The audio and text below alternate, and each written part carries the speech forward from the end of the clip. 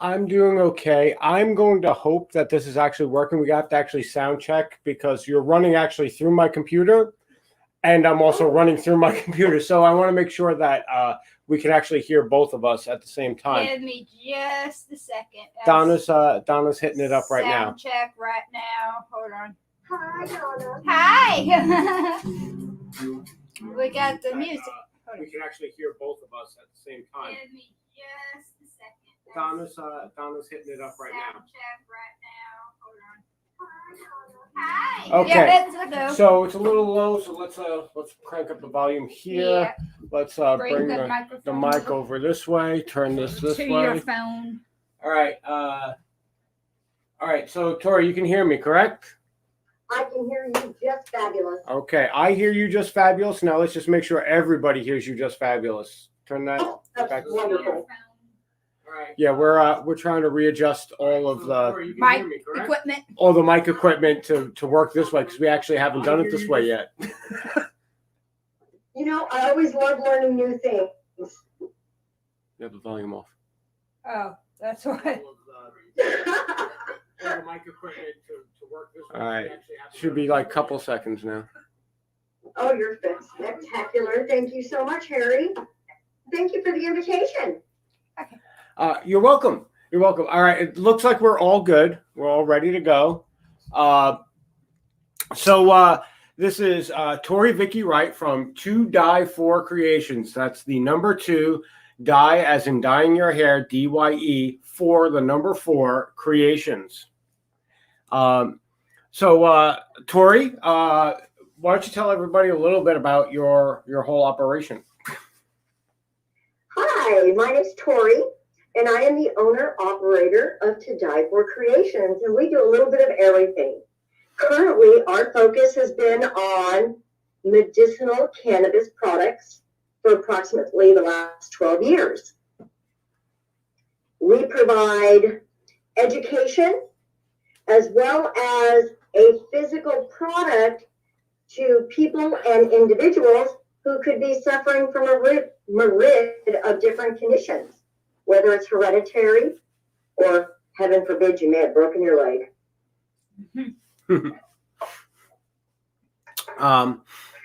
Okay, so so it's been like 12 years now, right? That's Yeah, impressive. since we started doing cannabis. That is impressive.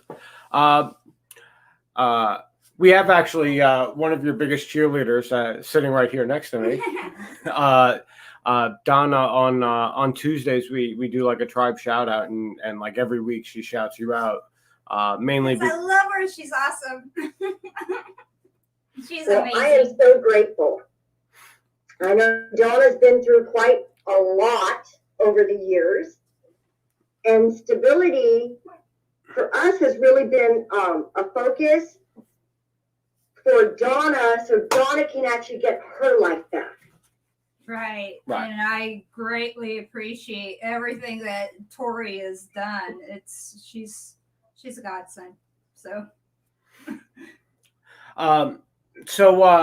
how can everybody find you? How can they reach out to you, see what you provide, all that type of stuff? Well, these days it's just really more so a matter of actually just reaching out physically and contacting me. Whether you write me a letter, you send me an email, or physically pick up the phone and call or text. I have gotten rid of my website. I no longer keep that because, well, I had that for well over 5 years, and it became more of a money drain because it wasn't actually making anything. So it was just, yeah. So I no longer keep a website. Okay. It was not profitable in any way. right. Okay. So what we'll do, if you're right. Yeah. What we'll do, if you don't mind, we'll have Donna put up contact information in the chat on on this video so that people, if they when they're watching this, if they go, oh, this seems right for me, let me get a hold of her. Would it be okay if we put the contact information in the comment section? Oh, please do. And again, you can put my Yeah. phone number. You can put my email. You can also reach me on Facebook, Instagram. As I said, the majority of what I do these days is the focus of natural healing, and cannabis has been our major medium, but that's not our only focus. No, she's an amazing crafts person too. Oh my gosh. I love some of the work that she does, and she sends,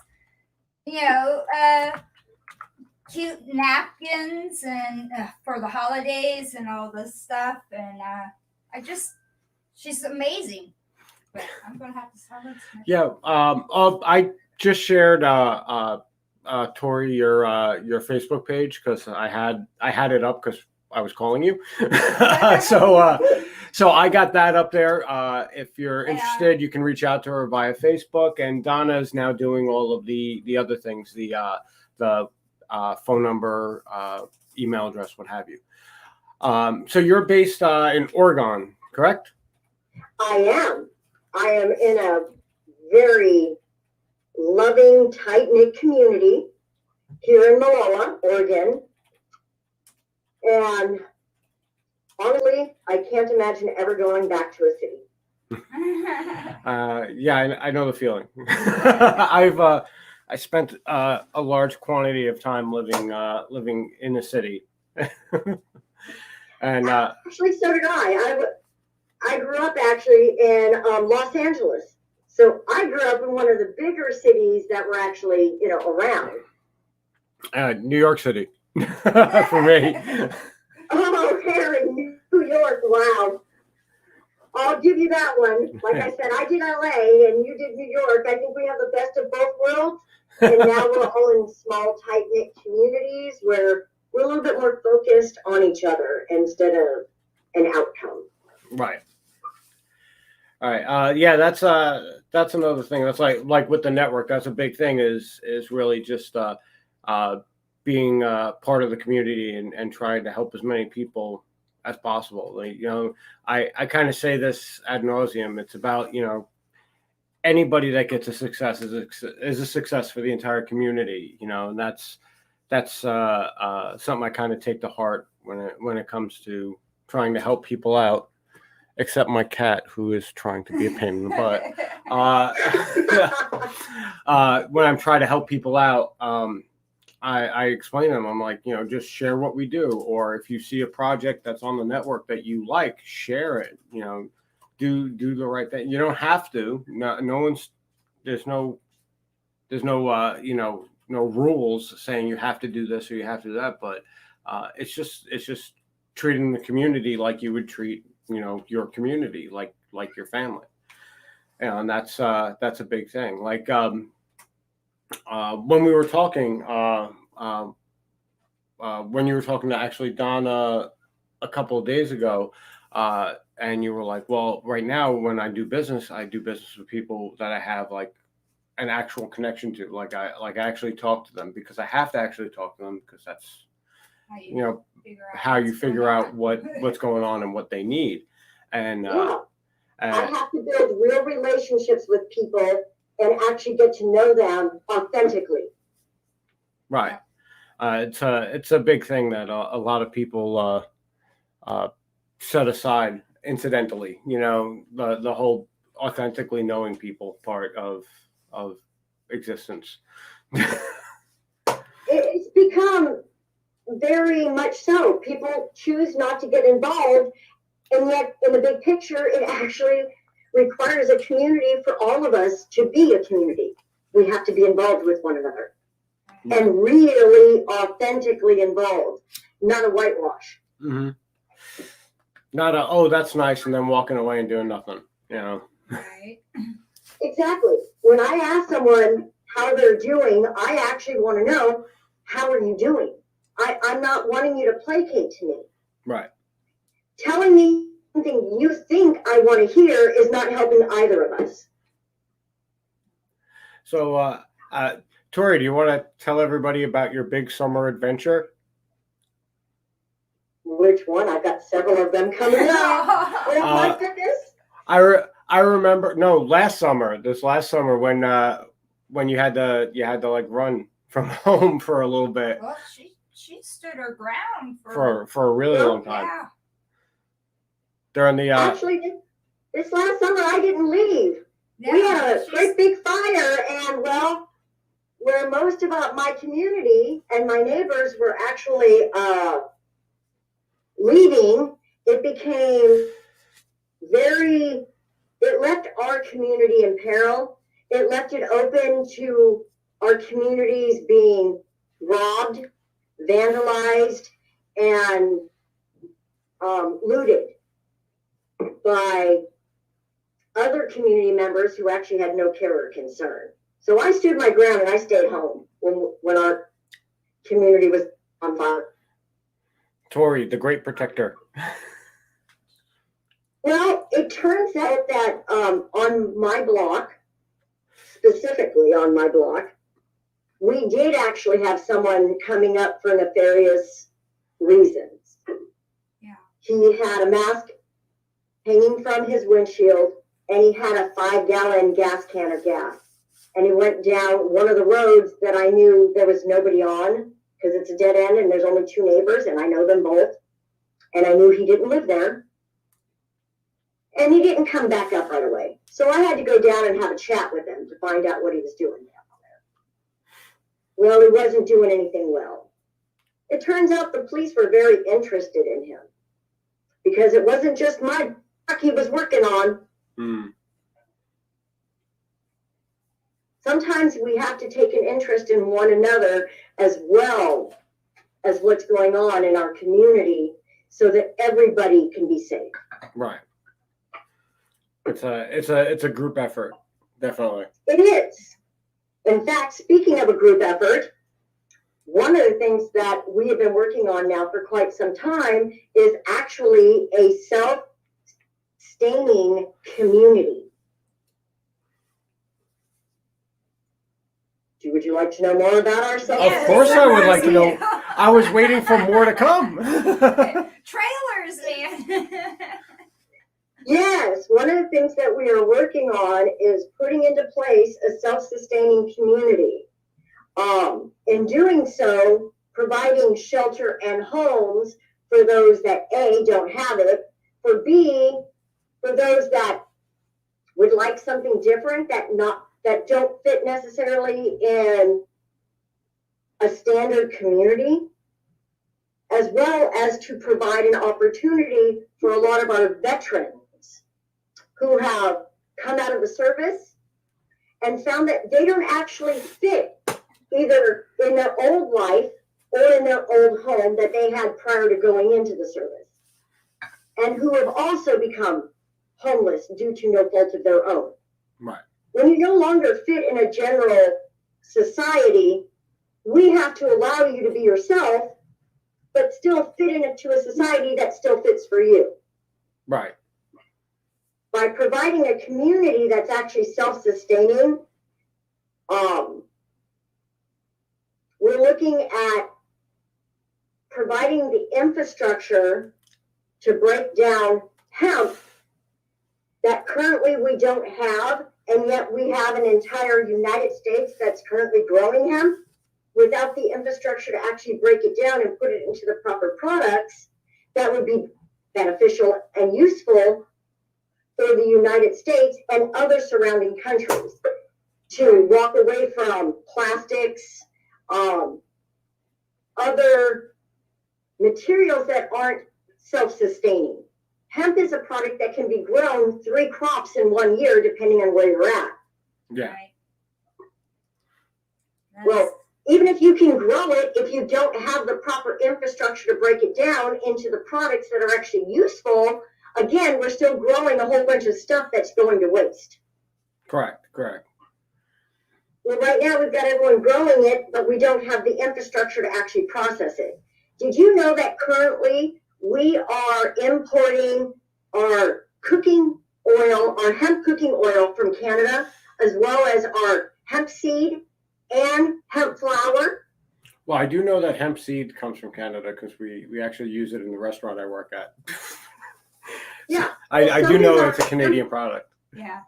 Yeah, I remember our Tommy cold Rowe. pressed hemp oil, as well as our hemp flours, all three of those products, which right now the United States is currently growing an abundance of hemp. And yet they're not actually breaking it down into the useful products that the United States is actually using. We're still importing those products from another country. Right. Now, when you're saying hemp, you mean the non-cannabinoid plant fiber, right? Yes. Yeah, that's There what I are thought. several different types of plant fiber that are still considered hemp. Right, There's right. your long fiber, and then there's your short fiber. Right.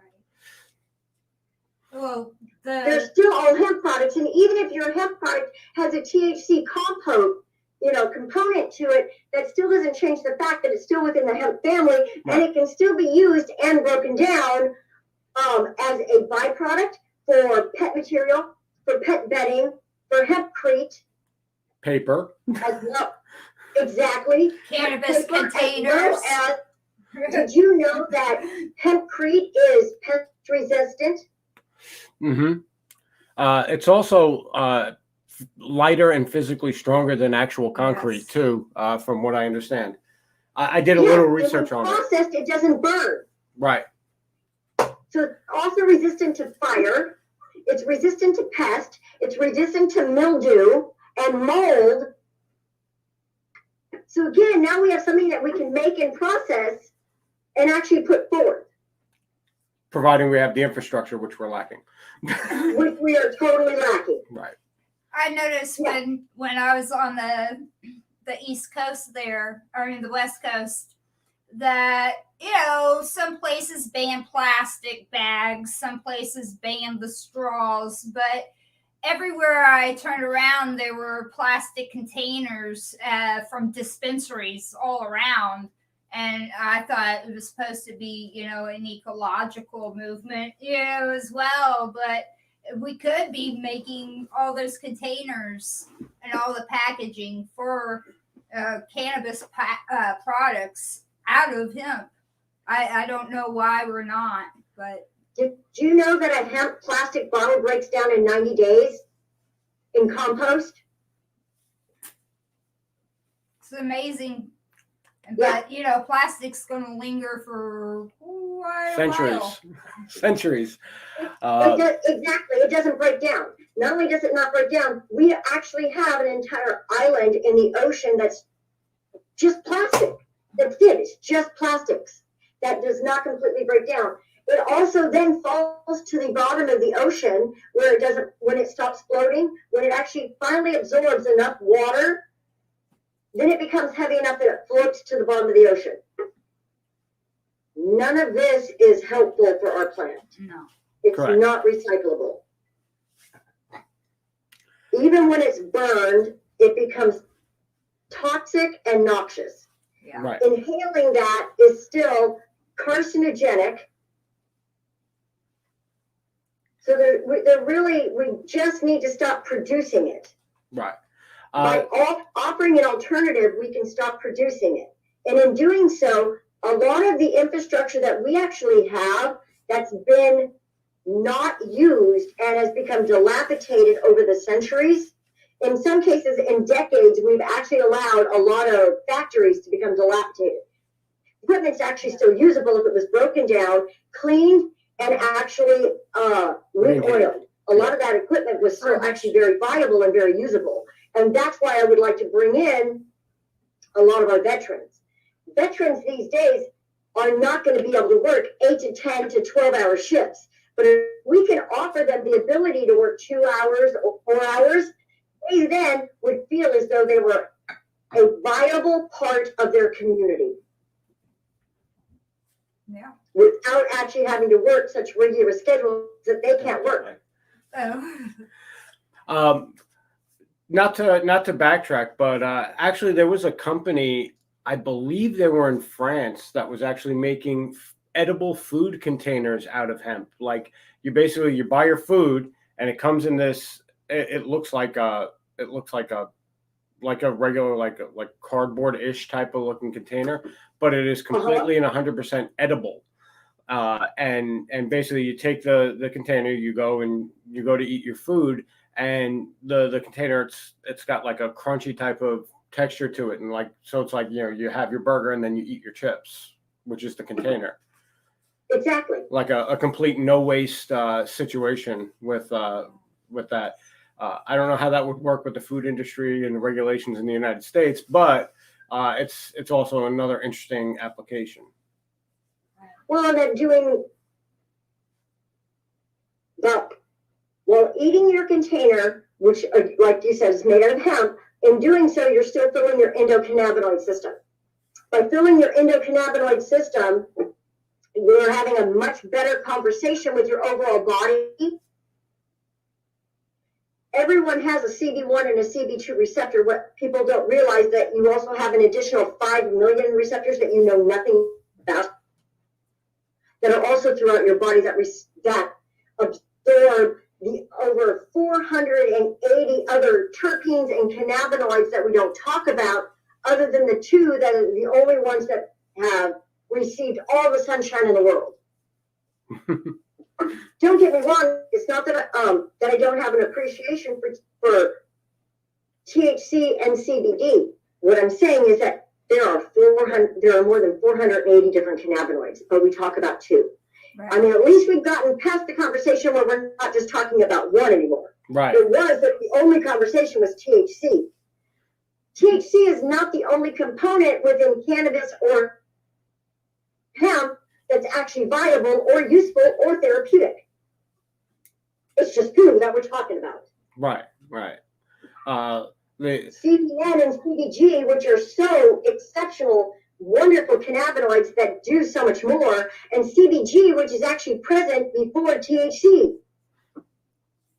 Right. Well, one of the things that happened with a lot of the research that went into the cannabis plant and hemp in general was really like directed by people who wanted the prohibition in the first place. So it's sort of like how Gatorade,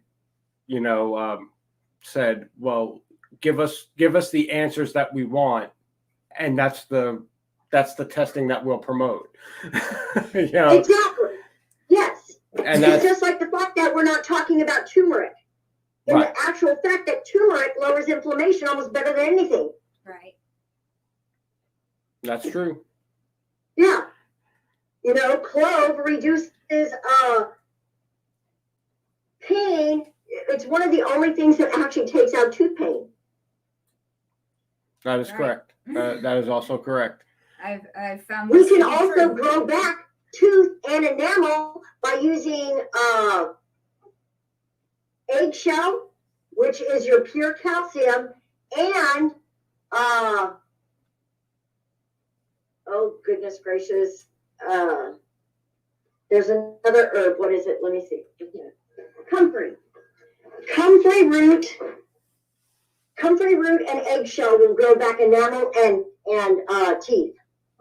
And yet they don't tell you that. They just want to pull your teeth out. Right. Oh, yeah. How many people know that you can actually heal your teeth without pulling them out? That's definitely not the conventional wisdom is, go the dentist, the drill and pulling, Exactly. But we can fix a fracture by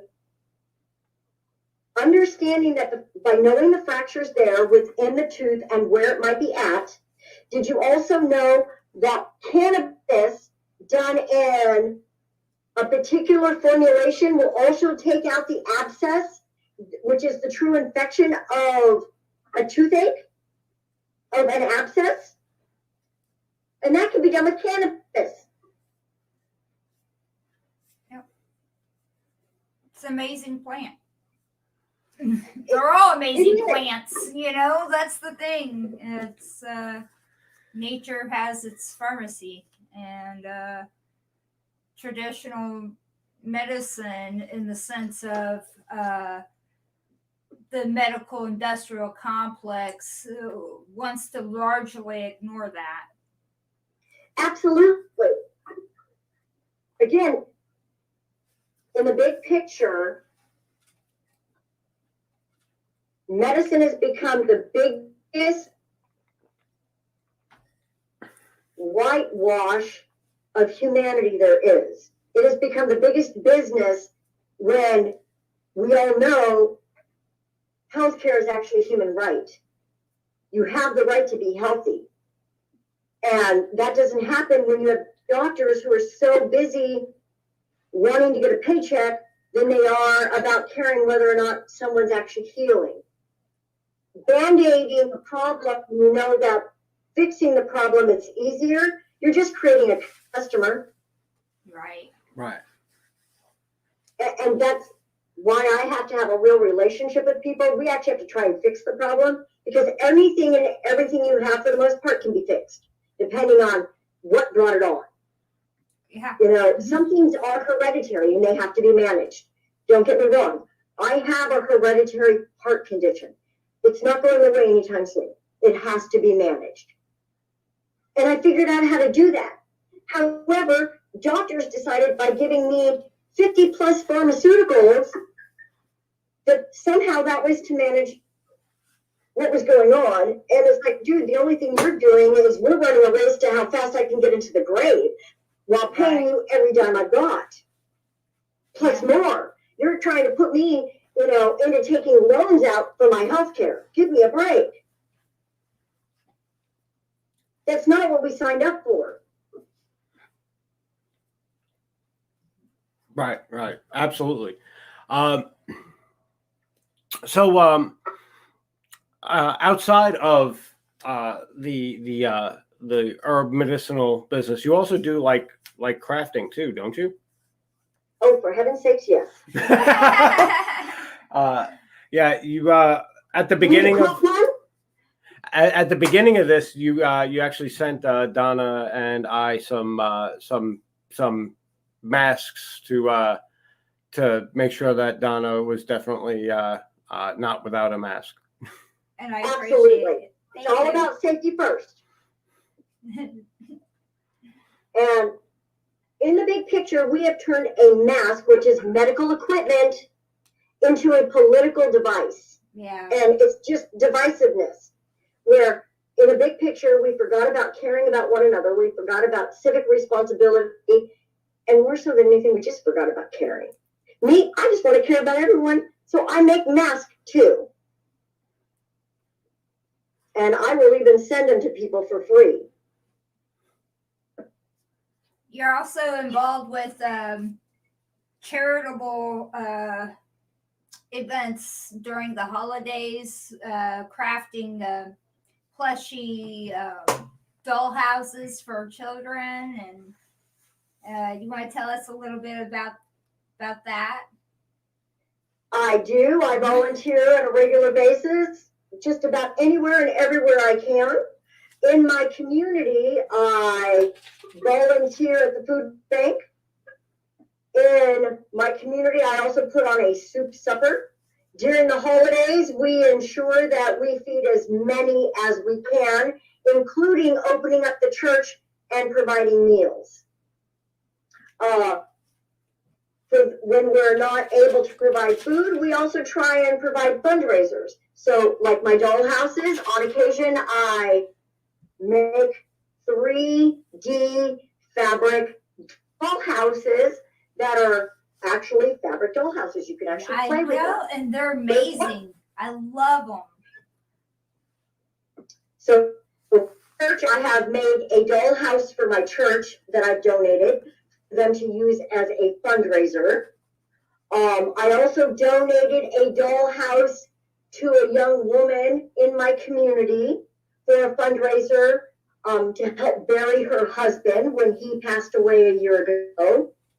We raised funds to help with that, to help keep her in her home.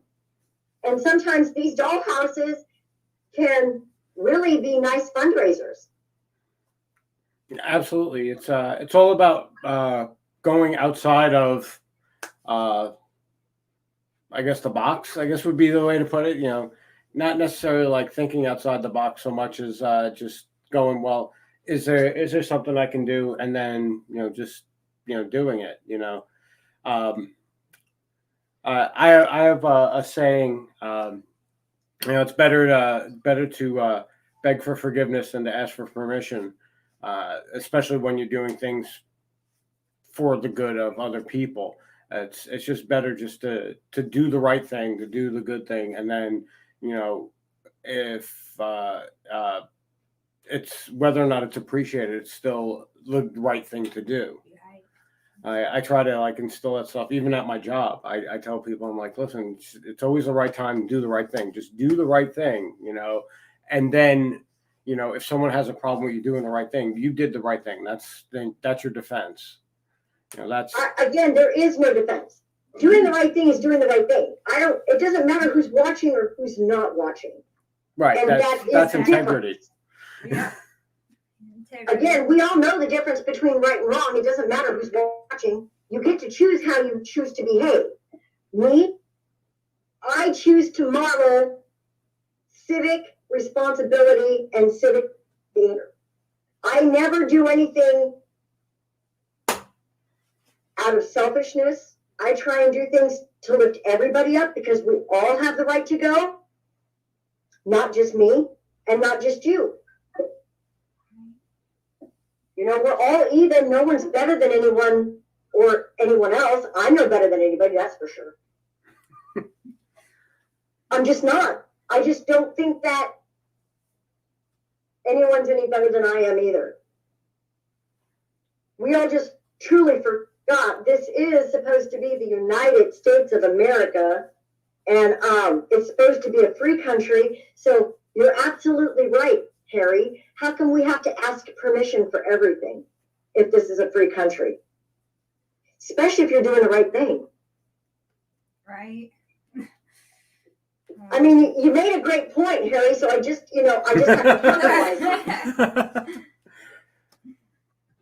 And we do need to be thinking about this a lot more and putting that into everyday practice, because we've become so selfish, so self-centered, that we don't think past ourselves in a lot of sense. And you're absolutely right, Harry.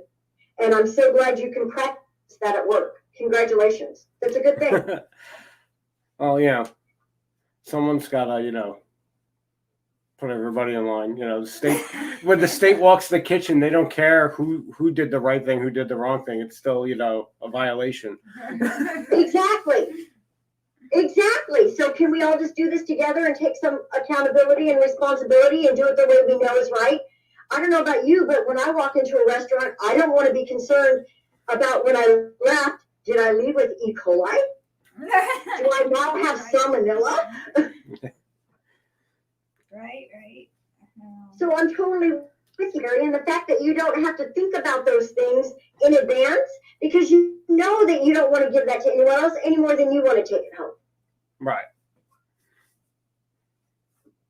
I'm just glad that, somebody is thinking about that in advance. That's why they pay us the big bucks in the restaurant industry. Not really. We don't get big bucks there. Little chitter from the mousetrap there. But yeah,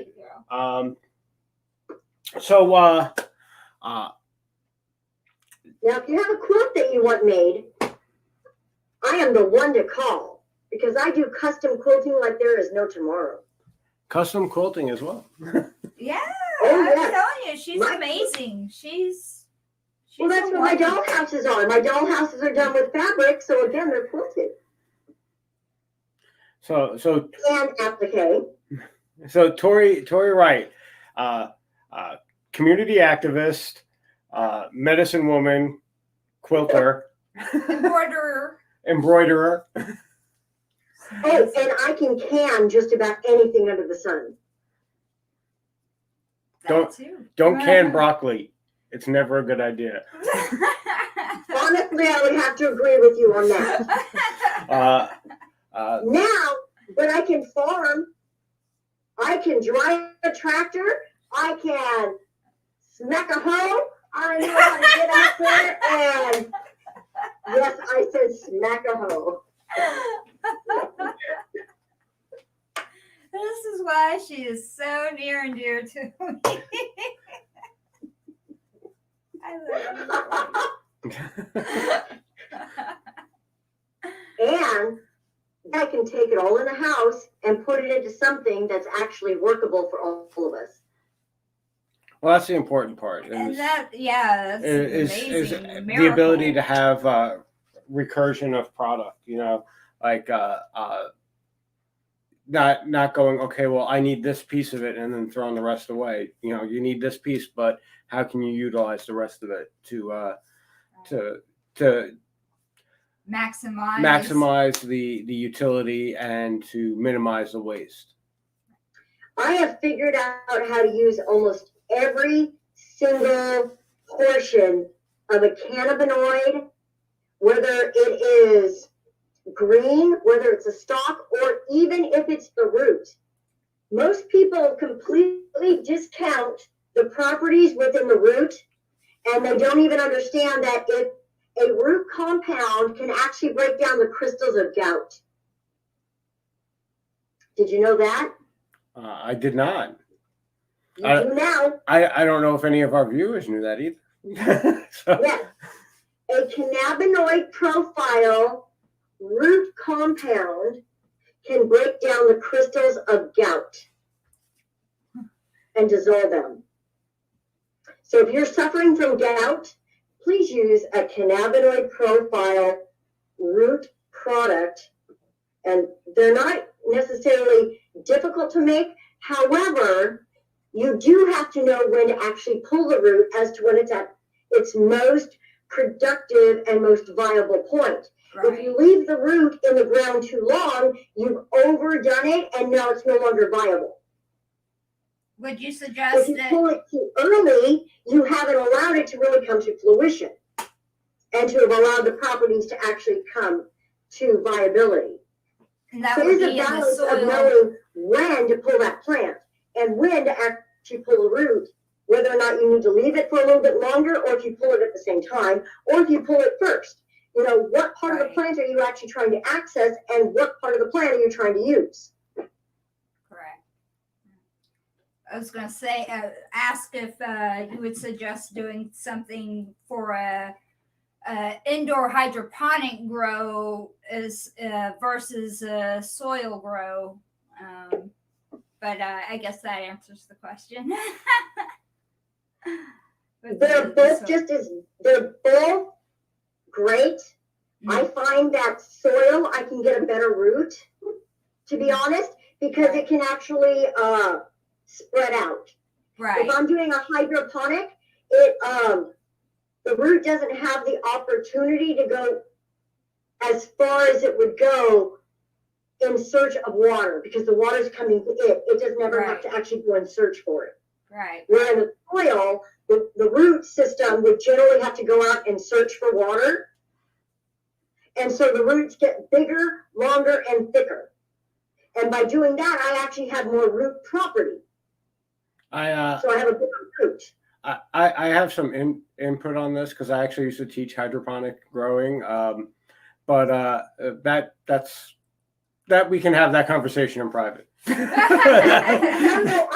I do a lot of hydroponics too. So again, if you can actually show me something that I'm missing where hydroponics are concerned, I would love to hear that too. So if we can have a private conversation about that, I would love to, Harry. Yeah, absolutely. We can do that at a later time.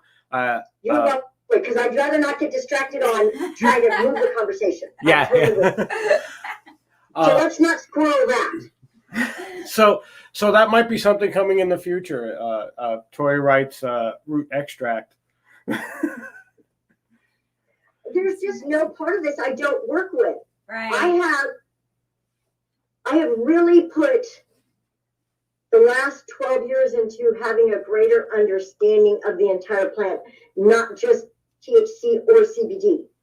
I really needed a greater understanding so that I could really know whether or not this was truly beneficial or if we were just blowing smoke up each other's ass. Right. I really did need to know. Oh, one of my mentors said that the most important thing about engaging in anything is that you should know more about what you're doing than anybody else. So, like you being involved, taking the steps to be involved in the cannabis industry, it's just it should be what you're doing. You shouldn't be like, oh well, I know if I grow it and I pick the flowers and I dry them and I cure them, I can sell pot. There's more. There's so much more. So many more dimensions beyond that. The terpene signatures. Exactly. And that's why I stand up, and that's also why I am such an activist for this plant, because we turned this plant into a fight, and that's got to stop. Again, here we are talking about the fact that this is the United States of America. This is supposed to be the freest country, in the world, and yet people can't legally grow a plant. Well, I know that's really exactly the reason that our paths crossed, because I'm an exile from Indiana. I couldn't even obtain the very thing that's saving my life right now. It's still illegal. You can go to prison for. Yes, I can go to prison because I'm trying not to have a seizure. Exactly. Really? And Give then, me a break. Yeah, and it was a handful of years ago when me and my late partner showed up, to Oregon. To the Oregon coast there, and we heard you speaking at the 420 fair, and I think it was Astoria, and so we sat there and listened to you give your talk and your presentation, and we were just blown away. And we brought a couple of products from you that day, and you've always been amazing. And, years later, you're awesome. I'm at a loss of words. So, and there's a cat that's causing chaos right now behind the scenes. But, we showed up at the 420 event with, a former medicine man of mine, John, and I was just amazed ever since by you. So, and I just never thought I would have days where I wouldn't be having seizures. It was, I was looking at possibly softening the blow a little bit, because I lived with so many seizures on a daily basis for decades of my life. And here you are, we had our consultation, and I'm actually quite blown away by the last 2 years of my existence has greatly improved by just I once again lost the words there. The fact that you've been able to blossom with consistency and we've been able to really put your seizures into check shows how therapeutic and how viable a cannabinoid product can be with true consistency. Once we figured you out, it really did come down to, we had to figure you out. Right. We had to have an understanding of your lifestyle. We had to have an understanding of how you could use the medicine and what would be your best usage of it. Right. Once we did that, we had a very, and we could actually be honest with each other about, okay, well, what would actually be beneficial for you? How could we actually get this into you on a regular basis so that you're not stressing about it? Because By doing that, it took a lot of everything else off the table, giving you the opportunity to actually experience whether or not this was going to be viable. Right. We already knew it was. Now it was just about making sure that what you were getting was actually consistent. Right. Not a roller coaster. Well, this month I'm going to make it this way. Well, next month I'm going to make it this way. Well, that doesn't work. No. Medicine does need to be consistent once we figure it out. And When thank we you. know what to do, and don't get me wrong, everybody has to be dealt with individually.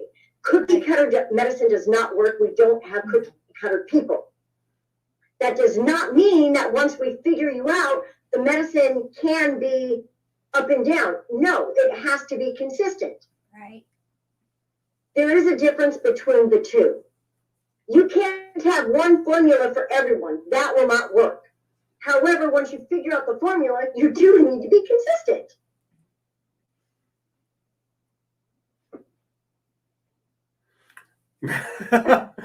Sorry, I have a kitten in my arm. I totally get it. I totally get it. All right, so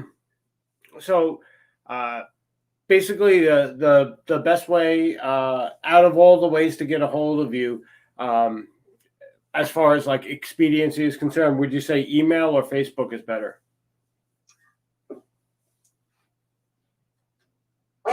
Actually, I'm pretty even across the board. I check my email. I try and check that daily.